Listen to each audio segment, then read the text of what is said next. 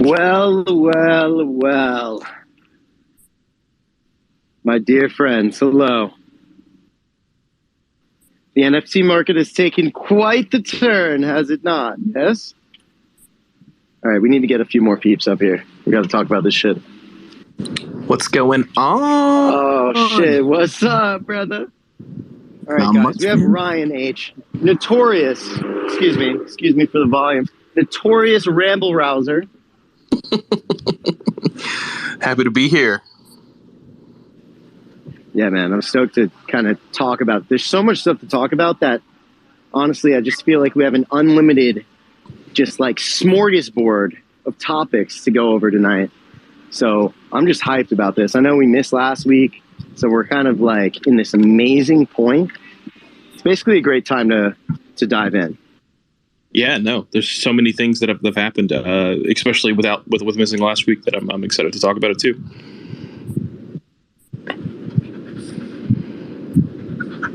Hopefully get a few speakers on too as well. We could spam the MBHQ chat. I can do some tweets and we could see who ends up joining here. But this is going to be just a fun, like chill type of vibe. And we could just kind of talk about what the fuck. All right. My bad. All right. So we can just talk about what the fuck's been going on here. You know, like what the hell has been happening over the last couple of days? Like we've just seen like basically, what the fuck is it called? Digi-Daigaku, right? Your guess is as good as mine, yeah. We'll call it Digi. It just mooned through the roof. But honestly, though, a thing that I'd like to talk about is how Rare Pepes is pretty much like the first one to kind of go ballistic. And then everybody was kind of like, all right, we're allowed to go ballistic now on these collections. And basically that's kind of what we've seen. So Rare Pepes, started running. So that way we could see Digi-Daigaku start flying. So that way we could see aliens just go absolutely ridiculous. So what the hell is going to happen next? I mean, like, what kind of phase are we in right now? Like, it's almost like just buying stuff that's just been pumping like crazy. Or like, is that the play now? Or like, what the hell is happening? Is this a new meta?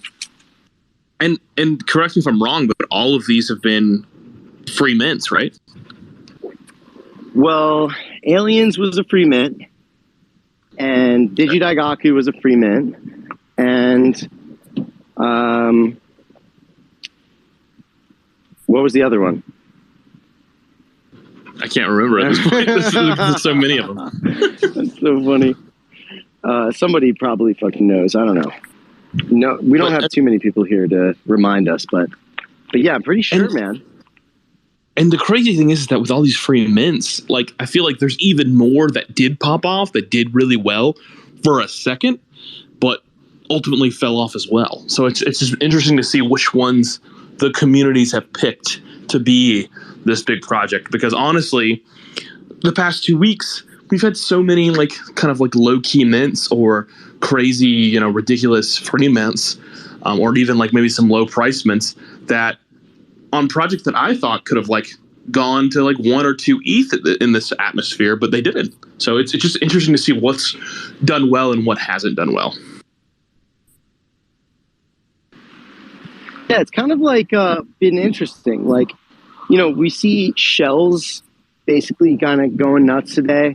We saw like a little bit of a weird type of thing happening where it's just like things are just pumping in a weird way that we haven't seen recently. And I think that is interesting to take a look at and kind of talk about, because what is that? Like, is that just people more like feeling more comfortable spending money right now on NFTs? Is that just like the market overall, like kind of turning up little by little? What do you think about that, Ryan? I think a lot of people are kind of, I think ETH has them in the market in general, has them kind of in fluctuation. I honestly, I don't think people are thinking in their best frame of mind right now. And I know that sounds kind of goofy, but I think, one moment they're seeing ETH pump, ridiculous amounts of money, and then the next minute, it's crashing again, and then the stock markets has everyone like freaking out. So I think it's making people like pick and choose their battles when it comes to these degen mints here lately, and I don't know, it's been a weird effect to me, just to kind of see how it's played out overall in the NFT landscape and meta. What about you? Yeah, I'm honestly kind of thinking that it's just people getting ready to just want to like start playing this game again. Like, we spent a lot of time in this bearish market where, I mean, I was just losing money left and right. Like it was my fucking job, basically. Like, just buying projects, selling for 60% loss, like 10x over on just like everything. And I was just like, wow, like, are NFTs literally just this now? Like, where you buy and everything goes down? Because it was so much more fun when you buy and everything goes up, obviously, right? So now we're just seeing this kind of time where I think like people are getting more excited again about NFTs. Like, recently, though, I saw a post by someone in MBHQ about how the term NFT is not being Googled / like searched as much. And it's kind of in like a super, super like stagnant state as far as like how many people are searching about NFTs. But the thing is that actually doesn't really matter as far as like, I mean, obviously in the big scope of things it does, but I'd love to hear other people's takes on this. But I think that the people that are involved in NFTs, how much liquidity they have and how much has been sidelined during this bearish time has been like, it's a lot of liquidity sitting on the sidelines. And now people are seeing something like Rare Pepe run past 1 ETH. People are like, holy shit, NFTs are pumping again. This last week, NFTs have been pretty profitable across the board. Not everything, but a lot of more opportunities, a lot more cooks. So like, I feel like those people on the sidelines are seeing those cooks. FOMO is kicking in. People are like, yo, like, I kind of want to get back into this shit. And instead of being like just sidelined, and that's where we're seeing all that liquidity and all that. That's kind of my take. Yeah, I mean, and then we're coming on before things kind of crash. It seemed like the big last hurrah during last cycle was with the land mint with Bored Apes, right? Was it Oddworld? Not Oddworld, but Otherworld. Sorry.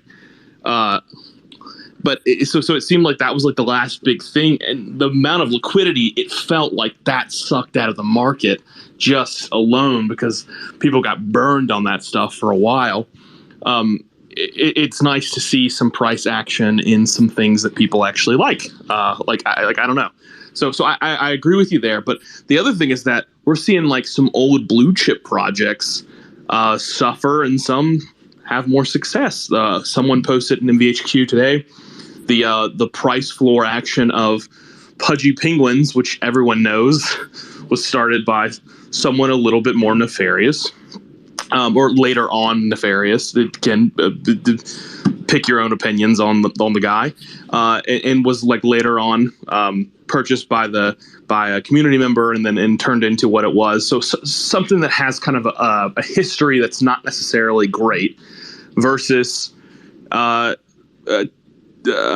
Cool Cats, and then Pudgy Penguin's floor was higher right now than Cool Cats, something that's not really experienced that much bad publicity and stuff. So I think this market is just showing me so many different crazy things in terms of new things, old things, and I honestly don't know where we're headed.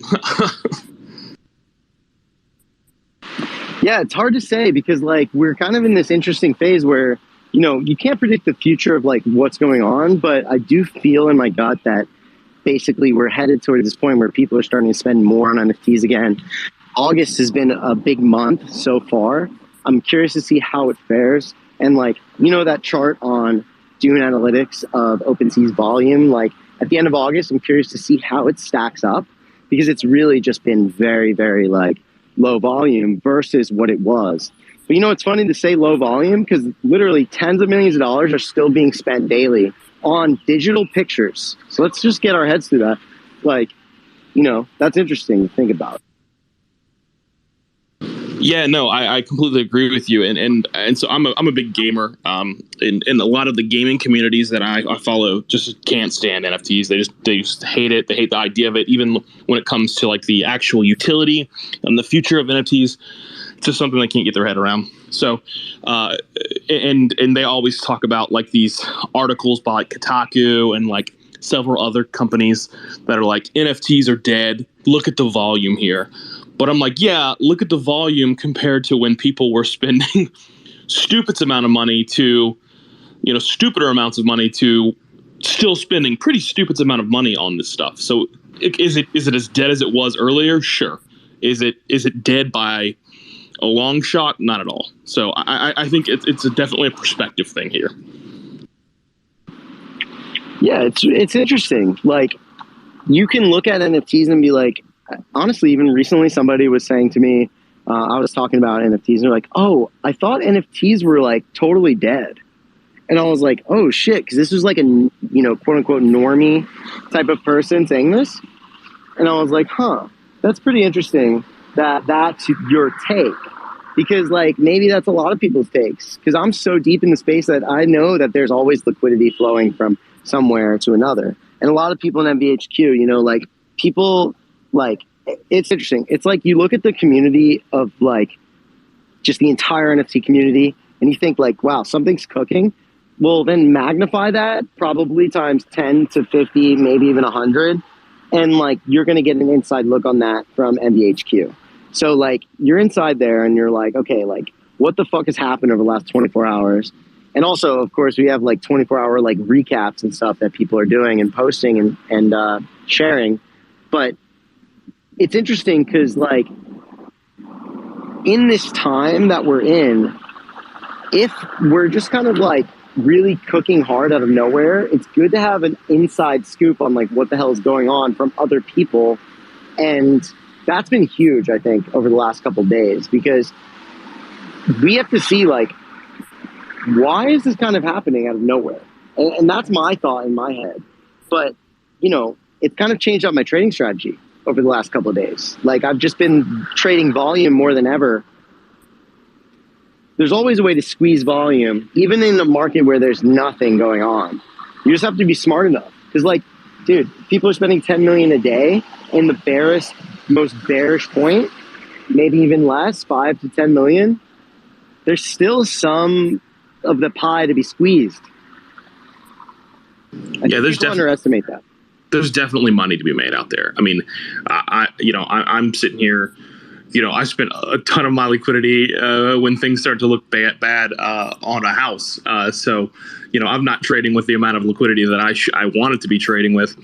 And I'm somehow still finding a way to make money. So if I can do that by literally like almost giving away my entire, nest egg of NFT and crypto money, then definitely someone else can be. And I think one of those advantages have been, as much as I will, talk to the cows come home about how great MVHQ has been for us, how amazing it is to have people doing alpha calls out in voice chat every day, things like that. But I also think that we are experiencing a period of time where we are more equipped for these kinds of project drops than we ever have been before. I mean, Degen Mints has been a wondrous tool, and literally is like, if you're not using Degen Mints every single day, then I don't know what's wrong with you. Like you gotta be careful though, man. Degen Mint is like walking around in a minefield. That's how I feel about it, kind of.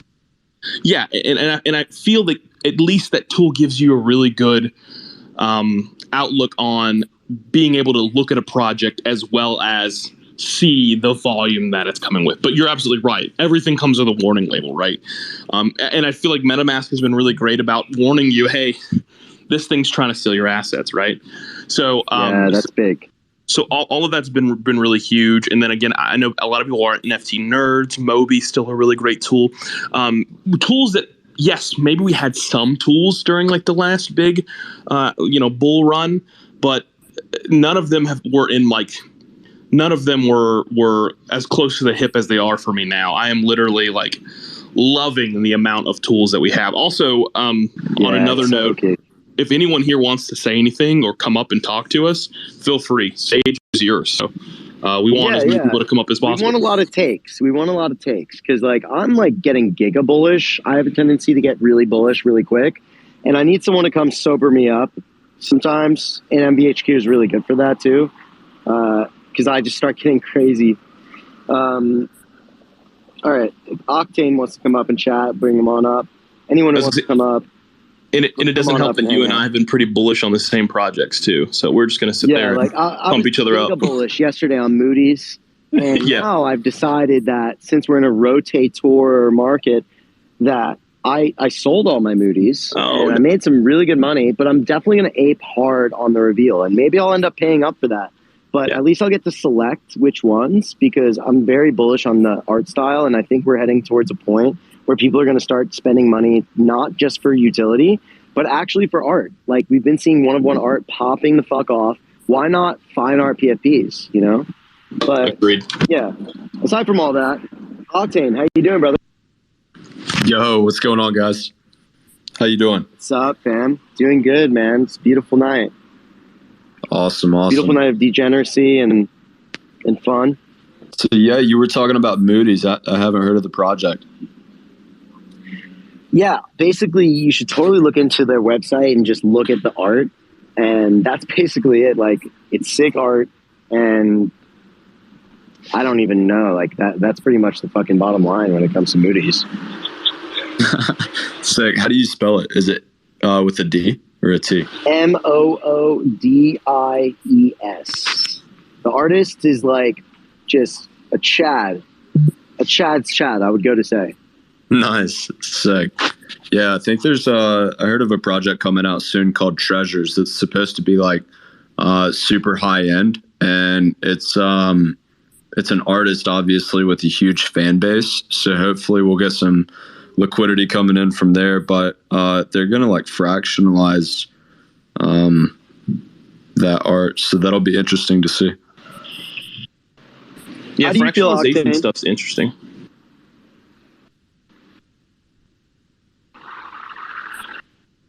Go ahead, man.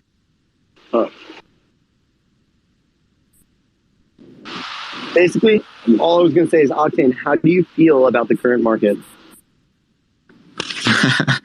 I think that right now we're probably going to see a lower low in the next couple months. I hate to say it. I think that I'm not like for certain, but I mean, I could see the next year to year and a half being pretty tough. I spoke with one of the top traders for the Bank of Japan, and he's pretty much predicting that till August 2024, like the world's going to be in a global recession. So, I mean, it's a great time to buy in more whenever it goes down. So, 2024, I can't wait that long, Octane. Yeah, I mean, fuck, keep buying. I don't think that $1,800 is a bad price for ETH at all, Honestly, WAP Dog's coming up here. This is our resident fucking giga-brained market analyst in its own way. Love to hear WAP Dog's take. Yo, what's up, fellas? How's it tonight or today or wherever you guys from? What's up, kid? I'm WAP Dog. So I guess I got a different perspective on that. I kind of see the NFT cycle like as part of the overall crypto cycle. And right now, I'm just giga bullish Ethereum, so I'm kind of bearish NFTs. But I think when people start really getting bullish again on crypto, you're gonna see NFTs start getting bullish again. But right now, I'm actually pretty bearish on NFTs, and I'm just kind of loading up on Bitcoin, Ethereum, some alts, and I think that's kind of like we're gonna see those things kind of move up first before we see like NFTs really take off. Now it's more like a rotator market. Like if you notice, like blue chips are kind of like just going down. And projects are just like popping off, and then by the end of the day, they've already like kind of declined rapidly. Like even those recur drops, like they're cooks for like an hour or two, and then completely drop off, right? Yeah, dude. So right now, I'm just really bearish NFTs, but I'm giga bullish Ethereum. Are you buying NFTs? Like, are you going hard on these random drops they're pumping? Yeah, so I'm okay with like the buying NFTs to flip, and like I have like pure flipper mentality, and then I've been kind of like offloading some of my longer holds that I'm Nice. I'm just trying to get out of it because I just kind of see more downside in the NFT market. I think like just your traditional PFP project is just not going to be like good enough nowadays, you know? That's an interesting take, you know, because like I think that honestly, like people might just hit a point of despair where actually that might flip them into a state where art is good enough. They're just like, fuck, like all this utility stuff doesn't even work out anymore. You know what? Fuck it. CC0, 0% royalty just for the art. Fuck it. Let's do it. I feel like that. You know what? I agree with that. I agree with that. Like some like CryptoPunks, for example, will always have like just that art to it and be historically significant, and it'll always be desirable, and it doesn't need to be anything more than that. Like that's what it is. But then when you add like that utility factor, people might be like, oh, you know what? A hoodie's not really good enough, or in real life is not good enough anymore. Like, so you're right. Sometimes it could be just the art, and the art is kind of good enough. But then when you kind of like attach utility to the art and kind of like try and package sort of like value to someone, and then when that value is like no longer perceived as value, then it's, you know, the floor price is going to crash, right? And yeah, it's tricky. And I think like the let the art speak for it, like let the value of the art kind of, you know, dictate the project.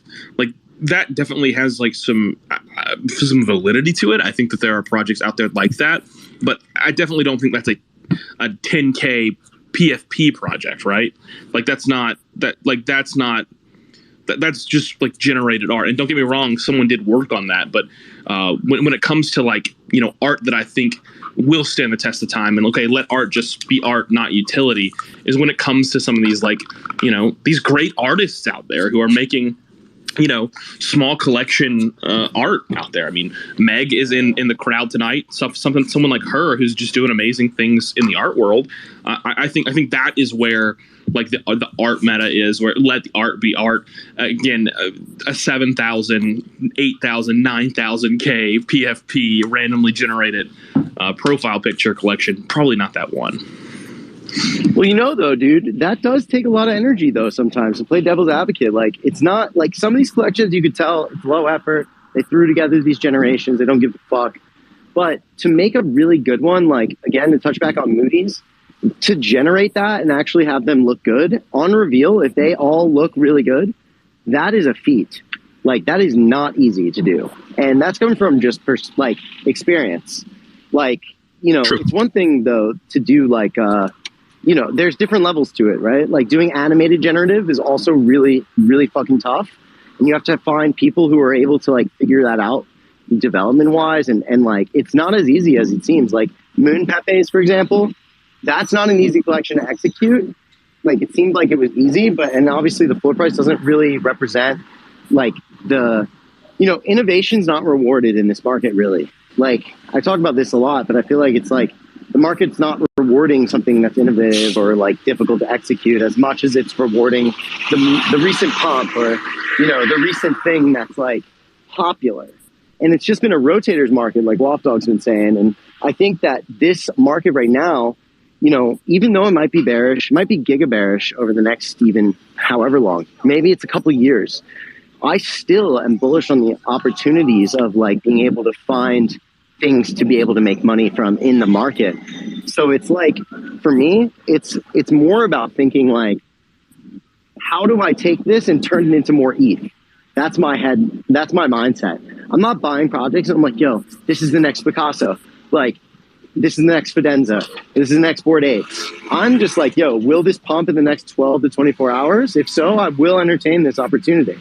And I feel as though we haven't really lost that over the last few, you know, months. We've still had it, but it's just been tougher. And this week it's just been a little bit easier. What do you guys think about that?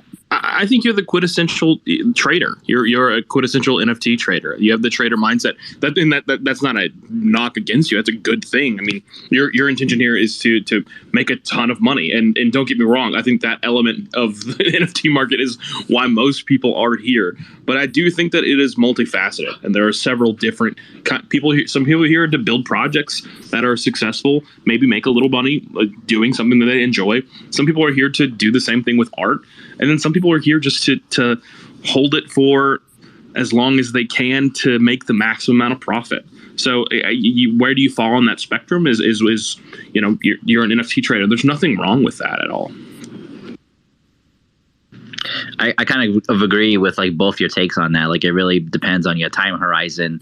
If you're just trying to get in and get out, you know what? Like this market is probably made for that. If you're looking for like that longer term hold, then maybe you could look at some of these projects that the floor is down like ridiculous compared to where it was like say 6 months ago. And this is a good entry price for you, and you're okay holding for the next couple of years. And by the time the next bull market comes, you'll be up on that particular purchase. I guess like my mindset sort of like in the middle, like where I kind of want some stuff that I want to hold a little longer, and some things I want to flip and try and play like a happy medium. But at the end of the day, I definitely just want to increase my ETH stack.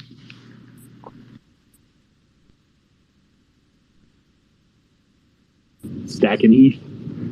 Just for everyone who is listening, if you don't want to come up on stage and talk with us, which by the way we invite everyone to do, because please, but if you don't want to come up on stage and you do want to be a participant in a conversation, we do have this amazing, beautiful new feature on Twitter Spaces. Here in the right hand corner, there is a little speech bubble.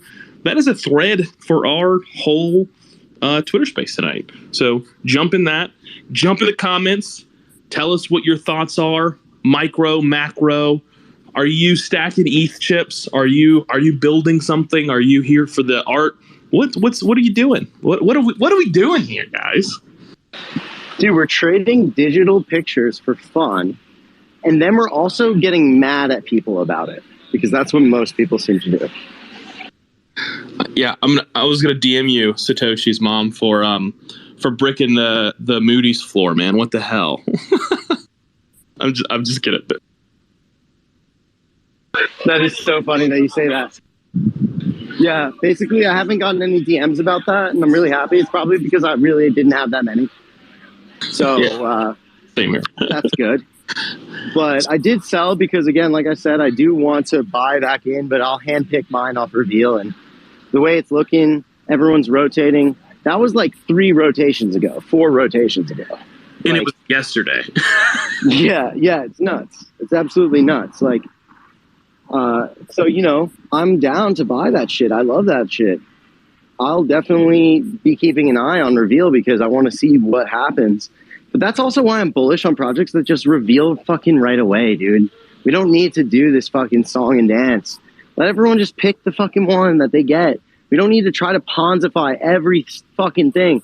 That's why I'm so bullish on this like 0% royalty shit. Like, Aliens really fucking crushed that, man. I'm really, really stoked on that. And I own 0 Aliens right now, so I'm not speaking with bag bias. Just saying, I think that is cool as fuck to set that precedent, because that shows the team really cares about actually making this thing work. It also gives traders a better fucking cost thing when it comes to buying in and dealing with like today I was looking at sweeping NEEPs. God forbid I would have done that during like 60 Gwei gas. I would have been buying at 0.06 and my break even would have been 0.1 with their 12.5% total royalty with OpenSea. Like, it's too much, man. So I really feel like 0% CC0 is really going to be another thing moving forward that people are going to really start clinging to. I'm curious, you guys, what do you think about CC0, like 0%? Is that the way, or is that just kind of excessive and not giving the team the justice that it needs? Or what do you think? I think in a space where we look up to a project called CryptoPunks, just overall, that that method couldn't be more punk than, it couldn't be more punk. Like, literally 0 royalties. Like, that's the real CryptoPunk, right? That, like, I don't know. That's true, man. Punks are zero royalties. They're the first to do it. And just thinking in that way, like you know, I don't know. I really do look up for people doing that, because I assume the next is to say, hey, all right, zero royalty, but now, you know, because you have this, you're whitelisted for this collection, which might have, you know, X amount attached to it, and they could do so many other things with it, right? I think 0% royalty is just the best way for traders. Like, that's why I think it rewards the traders. And in reality, you don't really need royalties. You're not even probably going to make that much off of them unless you're doing 100,000.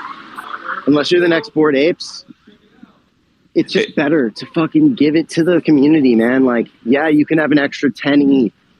Congrats. Like, GG. Or your community can have an easy way to trade your shit on a site like X2Y2 with 0.5% royalty fee. Like, I think that's just the future when it comes to these new projects that want to compete. We saw a free meta. That's cool. Free's great. I'm down to pay for mints if they're dope and if they're well thought out. Doesn't matter to me if it's free or paid. But what does matter is, like, are you trying to juice fucking 12.5% royalties? Is this going to be a project that actually even lasts long term? Like, what the fuck's going on there? And the simpler the project is, the more likely I believe it'll last. Like, ironically, people want every utility under the sun. But to me, I'd rather have no utility, because then I know it actually lasts, versus like expecting these people to build fucking Noah's Ark or whatever the fuck. Yeah, I think you and I have a little bit of a different take on that. I definitely want to be in a project that's more innovative than not. And I think the perfect, like, the two projects that I've been like most like bullish on over the past few days, and I say that unironically because it literally has just been the past few days. But on the one spectrum, I have a project like Subway Rats, which I was huge into, and I still have all of mine. I literally didn't get out of any of them. But I thought what they were doing was very innovative. I thought it was very like great contract work. I thought it was really cool, interesting. I really liked the way the story told, like all those kinds of like mechanics to it. And then the other project was Moody's, which is literally just art. They quote unquote called it the first fine art profile picture, which is hilarious if you've been in the space long enough. But it kind of like is a mixture between the two, right? It's someone who's actually trying to innovate the space, and then someone who's just trying to do really great art in a PFP. So like I find myself kind of torn because at the end of the day, yes, I want to make a lot of money here too, but I also want to help support and be a part of the ground floor of a community that is building something that is using NFT technology to the greater good. Because at the end of the day, all of this shit gets nuked if NFTs come out as just a Ponzi, right? I mean, and don't get me wrong, up to this point, there haven't been a lot of things that haven't just been a Ponzi, and I do think that there is some NFT technology out there that is for the greater good, and I hope to God that some of these people who are building these NFTs are doing that. So. Yo, awesome takes, guys. I really think, commenting on what Satoshi's mom was saying, I think that 0% royalties is a tremendous value add to communities that are, especially PFP NFT projects, right? I think more utility, like the more utility you have, I think that gives you some room for royalties. But one thing that I think will be interesting in the coming years is to see how blockchain merges with the current world in regards to Web 2, because, being a service provider in the industry, I mean, we get people asking us to tokenize gold mines. And, you're using governance tokens and NFTs for jade mines because they cut it different. And it's actually the technology that helps them transact quicker, more efficient, and transparent. So I think it's going to be interesting to see. I think there's going to be a tremendous niche that's already been birthed, just grow even bigger than it already has in the coming years. Super exciting. I kind of agree with that take too, and then also say you see people trying to do off the market deals, and then they get scammed because they use the website that they never used before. And then, on my Twitter feed, I see so many people get scammed out of their NFTs because they're trying to save that, that royalty fee back to the sort of project. So if they came out with 0% royalties, people could trade freely, make trades on like bigger websites and not have to deal with like, getting scammed. Dude, both of you guys, really, really great ways to put it. Like, I agree with both of those takes, 100%. Ryan, what do you think? Yeah, I think what Octane said there was beautiful, and it is like, what is the blockchain? What are the blockchain and what are the NFT related ways that the Web 2 world can come into it? And I think a major announcement just came out a few days ago that I think is the start of it. Is the Reddit voting system is now moving to the blockchain. So that's exciting. That's interesting. A lot of people are super like annoyed by it and saying, "Oh my God, can we just do something that's not on the blockchain?" Blah blah blah blah blah. But honestly, I think it has a lot of benefits to it, and it shows that they are invested in that Web3 infrastructure to move something that has been so ingrained. I mean, if you told me what is the most Web 2 company in the world, I would have said it's Reddit, right? I've been on Reddit for 15 years or 14 years or whatever. So like very, very Web 2 in my opinion. And they're taking akin to it. PlayStation just released a survey, or rather a PlayStation owned company, Sony owned company just released a survey to a bunch of gamers asking, what kind of things would they like implemented, and of the 5 NFTs was one of them. So I think that these companies are coming to this and trying to find those ways to do it. It's just right now all we have is a bunch of people who like, can you trust them? Can you not trust them? Minting out random projects. So I think, don't get me wrong, I love the democratization of the blockchain. I love how it allows people to do whatever, but at the same time, crypto is supposed to be a trustless system, right? And right now it's 100% very not much that in the NFT space. It's very hard to trust anyone you're trading with. I think, decentralization, it's only as decentralized as, the founders want it to be. And, blockchain really has the potential to create a trustless ecosystem. But, the team, number one, has to put the thought into creating an ecosystem that can operate on its own. But, yeah, man, I think that a lot of people, like, reputations are being crushed and they're also being established right now. Like, this is the most opportunistic time right now, like, in our lives, I believe. And, you have a super huge gap in the market. You see a lot of people that made wrong moves or were bad actors, and now they're bankrupt, So there's, I believe that the people that actually build it decentralized in the right way, the way it's intended to be built, like Bitcoin was built, I believe that they're going to be around for a very long time. Yeah, I love the idea of just the people just trading shit open. And it's not like creating all of these weird, like, fucking hoops to jump through and shit. Like, I just recently started thinking more about it when I see these 12.5% royalties. And I just feel like, okay, 10%, I'm Gucci with 10%. But it's like, Jesus, 12.5 fucking percent. There's got to be a better way. And then you see aliens. Notice how I pronounce that? Aliens are fucking doing 0%. I mean, come on, GG. That's awesome. Like, I just like that. I like heading in that direction. I didn't really like that free mint, like, Meta creating projects that would put so much energy into launching and then feeling like they need to make it free, therefore actually destroying their project because no one really cared and bots minted it and then sent it to zero. Like, I saw so many projects doing that, and I think, like, we're entering a healthier, more mature, more understood phase of the NFT market right now where, yeah, we're in a bearish macro market. We can't fucking pretend that that's not true. Like, we're in a weird market.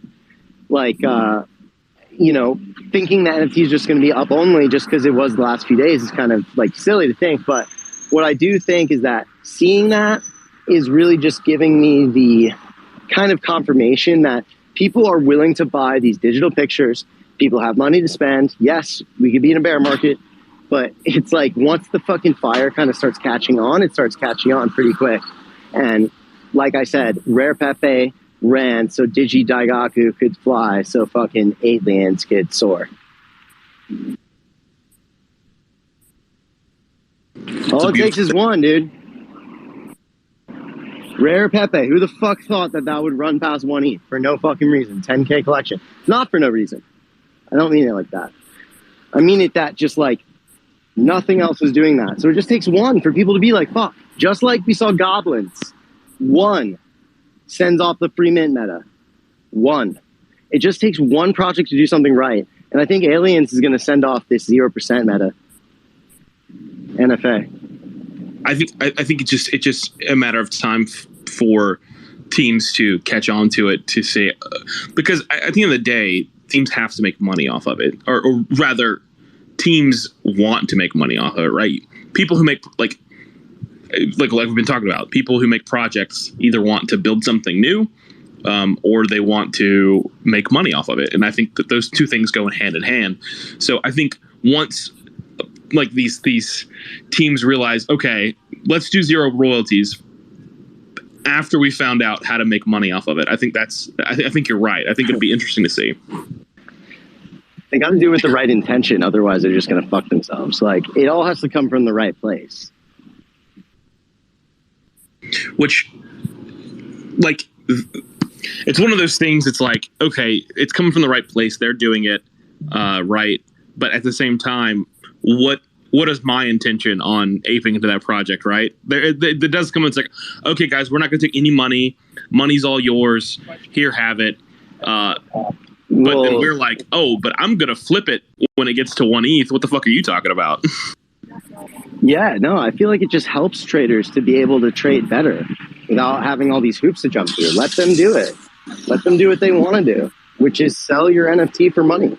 Like, being real, most people are wanting to buy NFTs, so the value will go up. So I think it just helps them do that. And in reality, like, these new projects, 10 to 20 ETH, fan-fucking-tastic, amazing royalties. But, dude, you can make 10 to 20 ETH doing a lot of stuff in this space. And it doesn't need to be at that cost. Instead, you could actually, like, just think more about, like, how do I make this community fucking awesome and then charge a mint price? Because then you don't need to worry about your royalties. Everyone's happy. And, like, you know, Aliens is doing something unique by just taking mass amounts of their own NFT and holding it.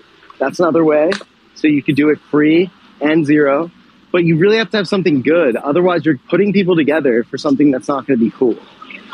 So that's risky. And a lot of projects do that.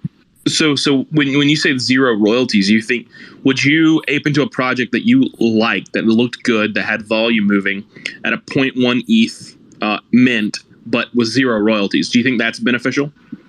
Yeah, I would. Because I think that then it bars the amount of people who are buying it. Because, you know, free is a different thing. Anyone could get free. The mentality of people buying free is going to be different than the mentality of people buying 0.1. But, you know, you got to be careful, though, because if it takes you months to sell out, who cares about, like, what you're actually doing? Like, you need to make something that's cool, that's momentous, that create, you know, people are, like, into it right now. And then give people reasons to fucking keep caring. Let them keep playing the game. And then 0% royalty is just an easier way to be a part of it. So, like, to me, I'm going to spend 0.1 on the secondary for it once it's mooned anyway. So I don't care about spending 0.1 on mint. If that means I could buy 10 of them with zero gas through this ERC 721A.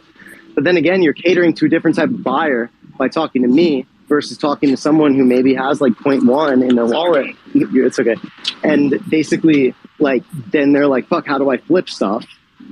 That's two different people. And those people are like watching the chart every 2 seconds. You almost got hit by a bike rider, didn't you? It was actually this girl who had a puppy that ran in front of me, and I saved it from the tree. Look at that, a hero, and he's talking about. Yeah, there was a cat in the tree too, and I also saved that. Hello. What a Chad. You know what I would think would be kind of cool? Oh, sorry, I didn't mean to interrupt you. No, go ahead. I was going to say, like, you know, I think 0% royalties is super cool, but then like you also like want to give the team incentives to do more if it's not just like an art project. Like it would be kind of cool if there was like some optional royalty or a tipping type of thing that they could like, implement in the contract. So maybe, maybe I did make money on this and I'm flipping and I want to pay 1% a royalty as like a tip or something like that. Or maybe I want dynamic royalty. A dynamic royalty, exactly. Or I don't want to pay anything and I keep it at 0, like something like that. I think that would be like innovative. This sounds like Fish and Chips probably already invented it like months ago, and he's going to implement it in 10 seconds. Yeah, probably him. Yeah. Fucking Fish.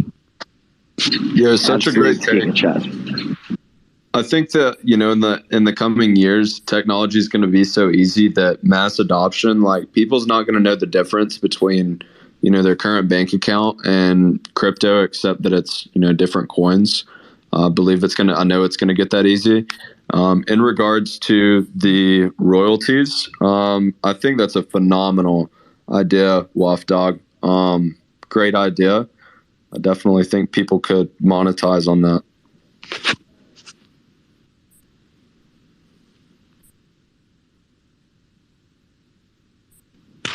What are some of the most notable launches over the past year or so that you guys have come across?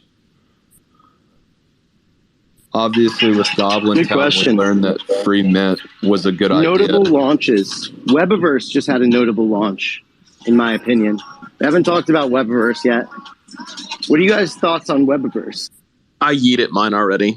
I just think that the supply is too large. And I feel like the prices will come down, and it already has come down. But as soon as it got to like 0.8, 0.9, I was like, gotta go, because it was a 0.2 mint. So I had to take quick profit there.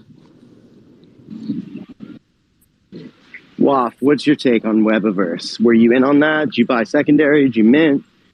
No, I've been completely out of the loop on that one, so I can't really comment on Webiverse. I did mint a Webiverse whitelist, and I fucking sold it, and I was hyped on selling it, especially in the 0.5-ish range. And then it went to like 0.8, and I was like, oh, sick.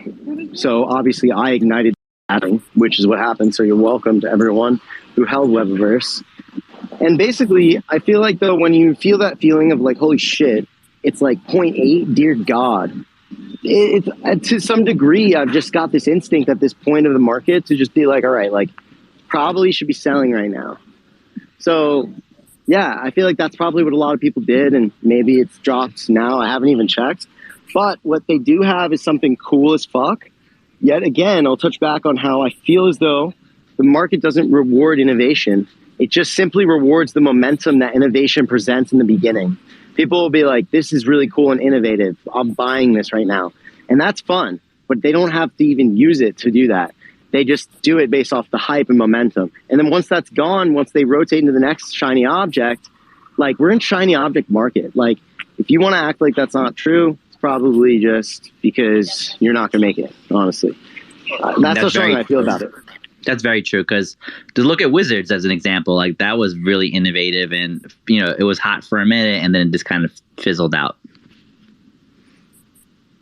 Yeah, Wizards is fucking super innovative, super unique, super fucking polarizing. They even got taken down for being so polarizing. Yeah, like, that's the kind of NFT that should be rewarded in this market, because it was so innovative and it was fun, like people trying to, kill the listed NFTs and getting a half skull. Like, how cool was that? And, and then after a while, it wasn't the shiny object anymore. The new one, anyway. Are they delisted right now? No. No, they're good. They're good. Okay, cool. Sorry, you scared me. Because I still have some. Still am very curious on how they're going to continue the next chapter. Yeah, that's like the benefit of being able to hold, right? Earning the right to hold your NFTs that you feel as though are just like whatever, you'll hold it forever. I'm just so I don't even care. I sell off so much stuff just because I play the momentum. And I sold my Wizards a while back when they started burning and all that stuff, because I was like, I don't know if I could really feel this being the next big thing. And it did surge, and I did sell local bottoms. So I'm not a giga tier trader for doing that, but my point is like the market doesn't really reward innovation that much besides at first, you know? So I look at Webiverse and it's extremely fucking innovative and that's amazing. It could be one of the best things that ever happened. That doesn't mean that it deserves a 2 ETH floor because of it, or a 1 ETH floor even, or even a 0.2 maintaining mint. It has nothing to do with that. The only reason the floor is what it is because of momentum and because of hype and because of excitement, or because it is the like gateway to the other thing that you want. In that case, it's also very viable for it to pump, right? Because it's like I need to do X to do Y. That's the famous like fucking classic NFT pump technique. Yeah, after a certain point when a project like dips, I am so like Satoshi, you're the king of it. I am so bad at taking an L. Like even if like I'm out of money, even if I like if I believe in the project, I have this like this. It's probably like it's a degen trait that's like, oh no, it's gonna come back. It's gonna come back, and then it never comes back. I cannot tell you how many projects that I'm holding that I still feel might one day come back.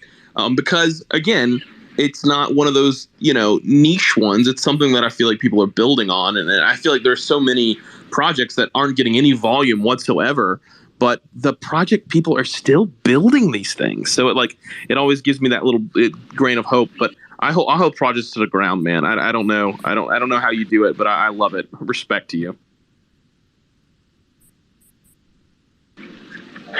Yeah, dude, there's so many projects like this. Etherjump, Ethelvance, fucking like I don't even know off the top of my head. There's so many that are just like awesome projects, low volume because they're not the shiny object anymore, and they're basically like still great. And honestly, it's a luxury to hold them. I just like love like maximizing my liquidity percent to basically like move to the next thing, and that's why I'm so like don't give a fuck about taking losses.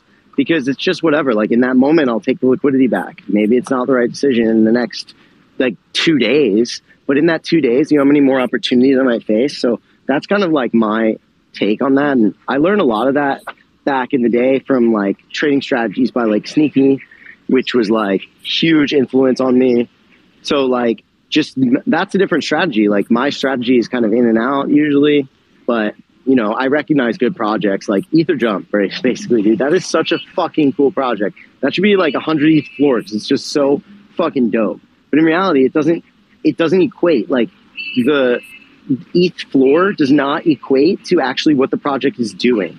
It has no actual fucking correlation really, unless there's the I need to do X to get Y. That obviously will pump anything. But other than this, like, I'd love to hear anyone's take on this, an opposing take. But, like, other than this, it's really just momentum and instant hype and shiny objects.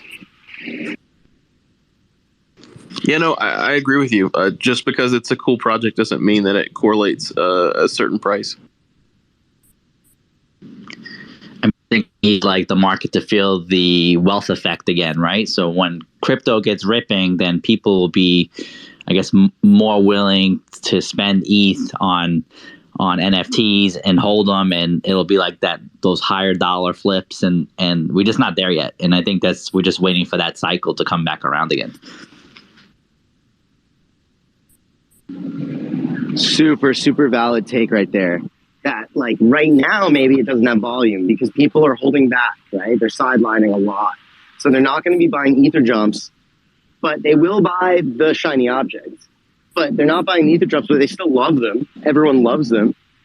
Like, I have not heard anyone who's like, yo, Etherjumps suck. It doesn't exist. Like, it's just a cool fucking NFT.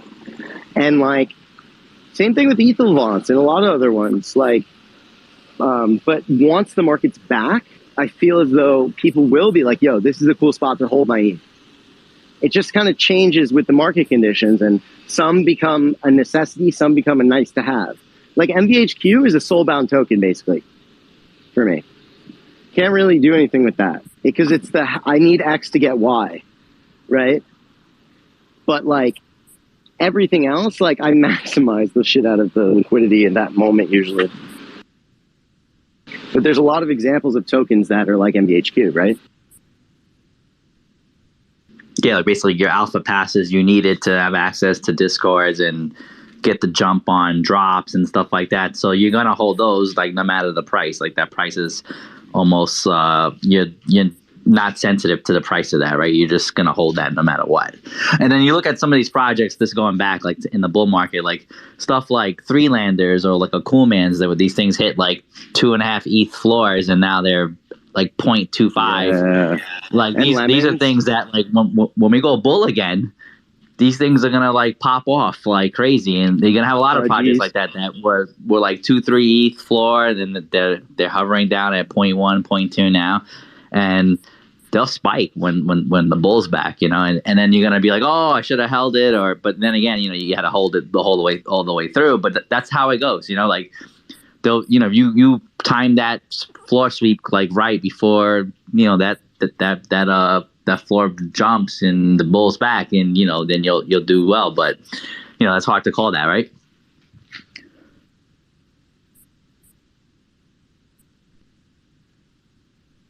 A few just related things that are kind of like not necessarily project related, but I just clipped 2 headlines that I saw. The testnet has been activated for the proof of stake project for mainnet. So get ready. That's coming. It's working on testnet. So that's good news. And then something we haven't talked about, but maybe we should talk about, is OpenSea coming out and talking about their policy now on stolen goods. I don't know if anyone saw that, but I clipped something there too, a little joke. But I thought that was very interesting. Yeah, that happened earlier today too. I did see that, and I kind of like where they're going with that, because, you know, for the most part, it's the innocent buyer that's being kind of penalized right now. At least this gives them sort of like an opportunity to clear that quicker, right? Or if your NFT stolen, you do got to file a police report and submit it to them. At least that way, you know, it's not like a BS flag. So I kind of like it. I kind of agree with it.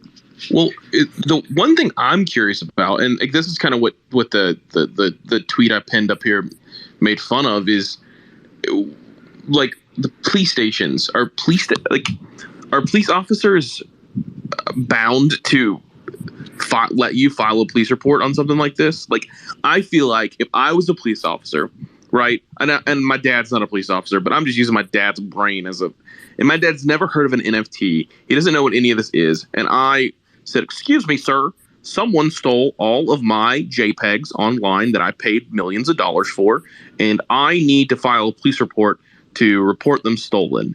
I would look at them like they're fucking nuts, and I'd say, "Get the hell out of my precinct, please, and thank you, and never come back and talk to me again." So I'm curious if is that a way to handle this? Like, you must have a police report. Like, I wonder how many people are going to actually produce a police report. I mean, that's kind of true, but I would say police are a little bit more sophisticated, especially like where I live. I live in New York, so I think like a cybersecurity task force would kind of know exactly what you're referring to, or like, you know, if you just walk into like your normal precinct, your local precinct, I don't know if that's really the best way to go about it. You probably need to go to like a more specialized type of like crime unit to. Do you report. think they'll laugh at you if you walk in there and you're like, "They stole my monkey picture, officer in New York"?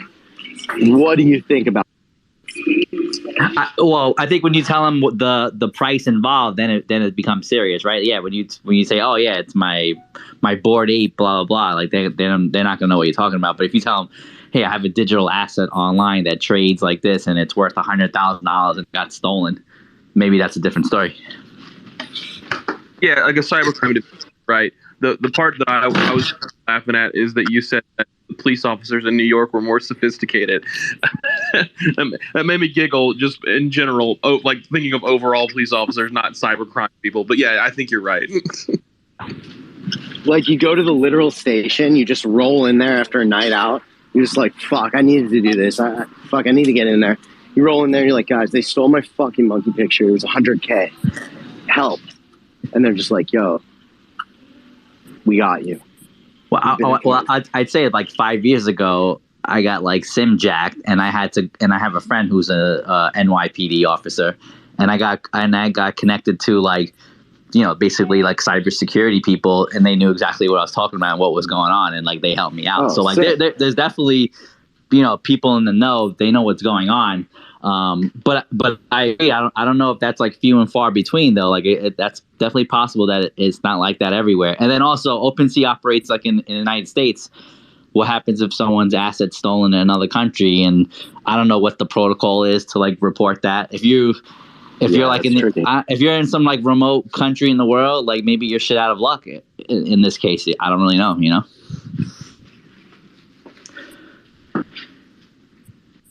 It's quite tricky, isn't it? It's just a little bit of a tricky one. But regardless, don't worry. OpenSea will block the NFT.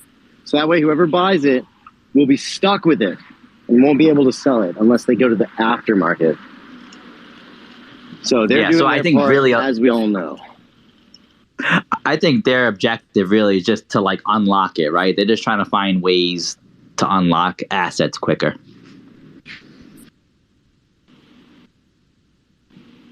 Yeah.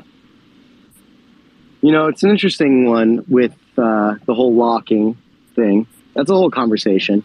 But OpenSea's doing their best. Like, we talk a lot of shit on OpenSea. I personally talk a lot of shit on OpenSea, just like even just trolling, because everyone does it. It's like the sentiment of like, it's just funny, right?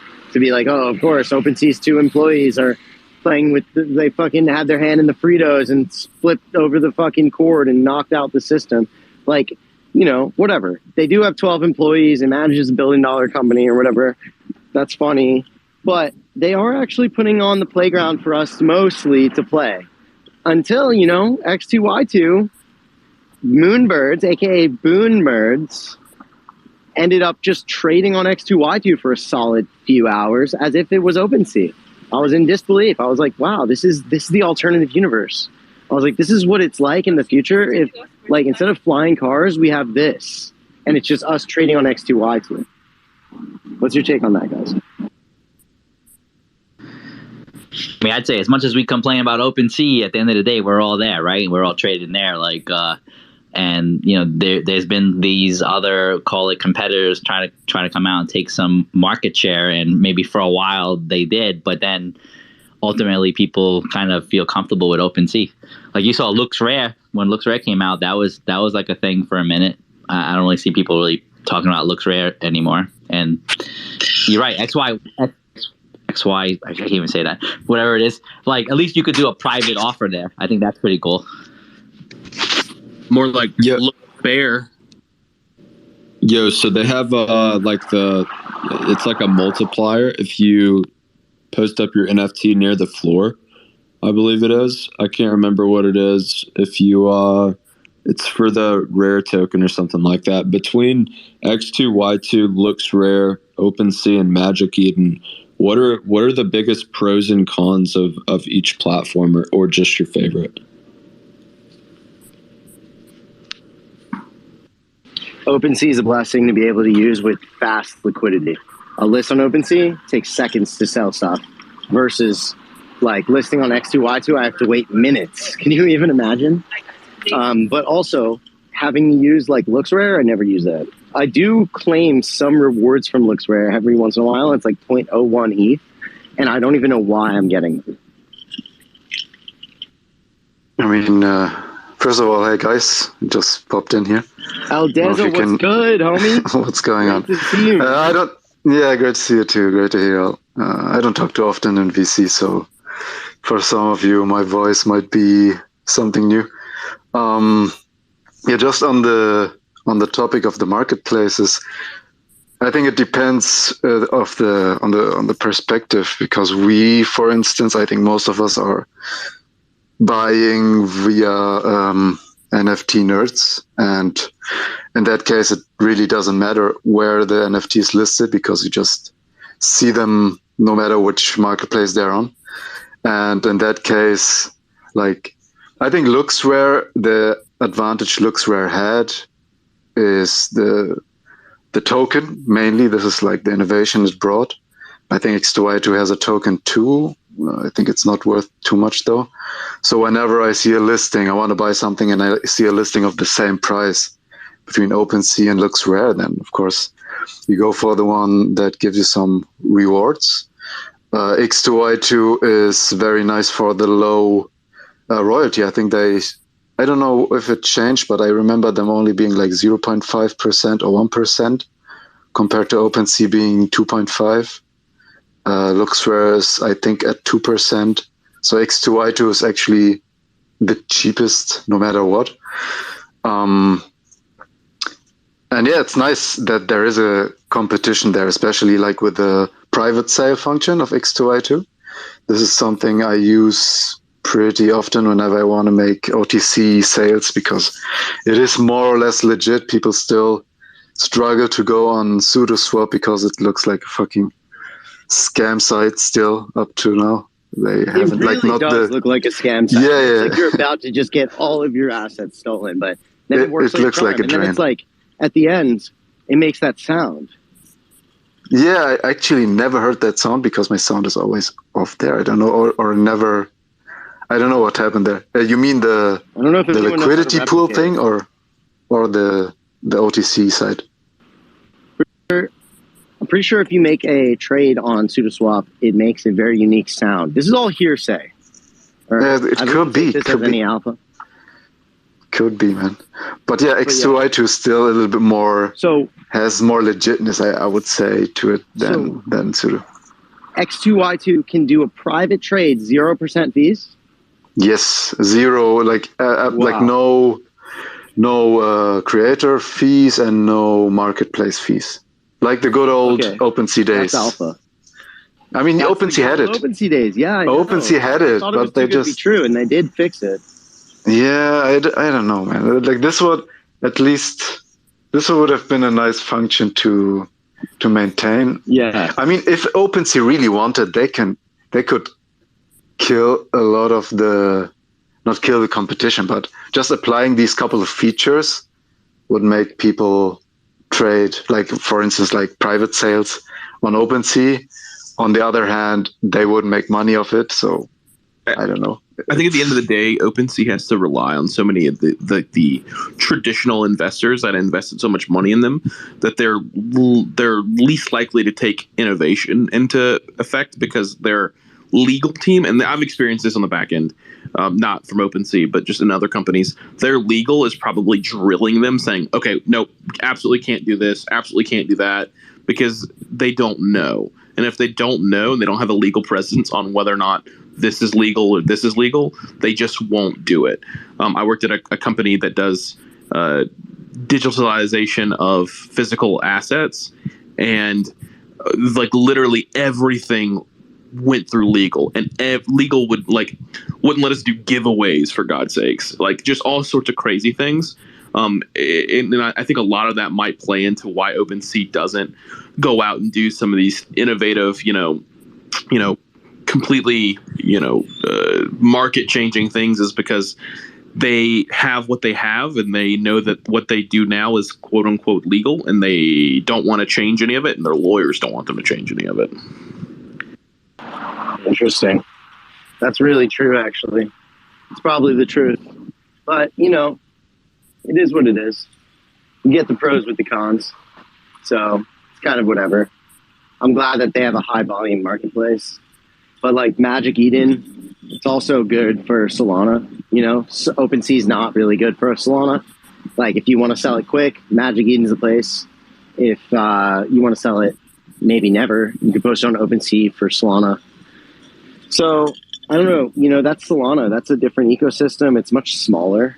So like, even though they're doing more transactions, it's just like not really blown up super, super much that yet. And a lot of the projects on there are really like shitty. So yeah, we do have Ricky up here. I mean, it's Solana, man. Well, what do you expect? I like some Solana projects, and I do buy Solana projects and sell Solana projects here and there. I've been offloading like Solana projects for the last month, and it just takes forever to do it. So Yeah, I have a bag of Solana NFTs actually, and I fear to open it up and check the prices because I think You might be it surprised, man. won't look too good. No, you might be surprised, dude. Some of these communities are still thriving and have active people buying and selling, and you would never imagine really? it. But I have no idea. But they're just like cults, like sticking together, trading these like $2 NFTs, and like it's just a different world, you know. But also that brings me to Tezos. Do you guys fuck with Tezos? Because I have a bunch of Tezos NFTs, and I think collecting on there is fun because it feels like you're at like the dollar store of fine art NFTs. Yeah, some of the art in Tezos is really just like better than art blocks, and it's just like incredibly cheap, like $5, $10, $15, $20 for some of these things. Yeah, dude, John window editions you can even get for like under $100, dude. Like, I feel like those one day will be like X copy pieces. Like, people will be like, wow, like this is like legit. So I don't know, that might be alpha. But at the same time, I'm not going and like spending every dime to try to buy all of them. I've got a good handful of John editions, but yeah, like I could imagine it being like an X copy-ish type thing. Maybe not quite the same, but that guy's pretty fucking brilliant and really consistent. I don't want to kill the vibe, but I'm having to step out. But I wanted to thank everyone for the good conversation. Satoshi, you feel free to take it on, man. But I just wanted to thank you guys and tell you guys have a good night. Thanks. Have a good one. See you later. Good night, brother. You have a great night, sir. Yeah, I mean, like, we're just vibing. I mean, we could probably wrap it up. We've got slowly the numbers are dwindling and it's getting later and later. But I think we covered a lot of dope stuff and the market's just been turning up. I'm stoked for what's headed or what's next as we head towards the next week and finishing up this week. What projects will launch? Like, who the fuck knows? We have no idea. Next thing you know, like right now, something could be launching that's game changing and pumps from 0.00069 to fucking 1 ETH. You have no idea. Like, that possibility has now, in my mind, opened up again since I've seen it happen recently. So I'm not saying it's gonna happen, but I'm saying that now I'm looking for it. And I think a lot more people are, and they're more willing to spend their money right now on that, especially with the merge coming up. I feel like people are kind of getting bullish on ETH. That could also be a reason for people to actually not want to buy NFTs at the same time because they want to hold their ETH. So it's kind of like you got a lot going, but I think that right now, day to day, it's really, really been so much fucking fun playing this momentum and just enjoying this. Yo, when's the next nightly space? Tomorrow? We do them like pretty much every week on Wednesday. Cool. Well, But if I don't honestly, see you man, before if you, then, I'll like- see you then. If you want a taste of this is a taste of what's happening 24/7 basically inside Metaverse HQ. So I would totally look into Metaverse HQ. It's the best fucking community ever. The best alpha and like basically people in there that are really, really active, and it's a pulse on the entire community at any Let's given go. moment in time. So honestly, I highly recommend it to everybody. And right now with ETH still kind of cheap, I feel like it's just at a discount. Like, you can load up on those tokens, but NFA, obviously. I have one token, and I basically it's just part of my trading pattern and trading routine. So, yeah, it's a family, man. So, like, it's an absolute family. Yo, thanks for having us, man. Yo, good night, everybody. Good night, brother, man. Yo, peace out, everyone.